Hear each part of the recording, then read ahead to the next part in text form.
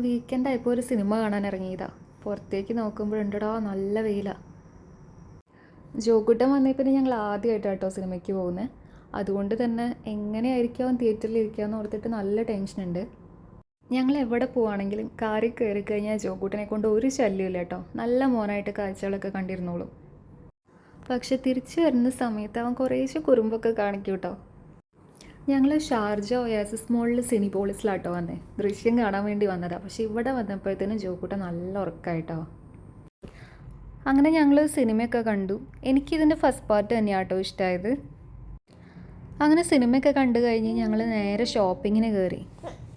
ഞങ്ങൾ എപ്പോൾ ഷോപ്പിങ്ങിന് പോയാലും ജോക്കുട്ടിന് വേണ്ടിയിട്ട് എന്തെങ്കിലുമൊക്കെ മേടിക്കും കേട്ടോ.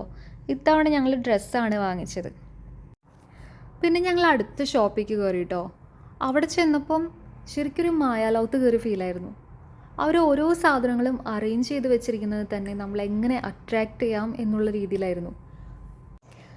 ഏത് ഷോപ്പിൽ കയറിയാലും ഞാൻ എപ്പോഴും ഉണ്ടാവുക അതെ ഈ സൈഡിലായിരിക്കും കേട്ടോ. എന്നേലും ഒരിക്കലും നാട്ടിൽ പോകുമ്പോൾ ഇതെല്ലാം വാങ്ങിച്ചുകൊണ്ട് പോകണം എന്നാട്ടോ ഇപ്പം എൻ്റെ മനസ്സിൽ. പക്ഷെ നാട്ടിൽ പോകുമ്പോൾ ഇതൊന്നും മേടിക്കാനുള്ള സമയം നമുക്ക് കിട്ടില്ല. ഇനിയിപ്പോൾ മേടിച്ചാൽ തന്നെയും ലഗേജിൻ്റെ വെയിറ്റ് കൂടുമ്പോൾ ഓരോ സാധനങ്ങളായിട്ട് എടുത്ത് പറക്കി മാറ്റി വയ്ക്കും. അങ്ങനെ ഷോപ്പിങ്ങൊക്കെ കഴിഞ്ഞു. ഇനി നേരെ റൂമിലേക്കാട്ടോ പോകുന്നത്. അപ്പോൾ ഇത്രയേ ഉള്ളൂ നമ്മുടെ വീക്കെൻഡ് വിശേഷങ്ങൾ. Thank you.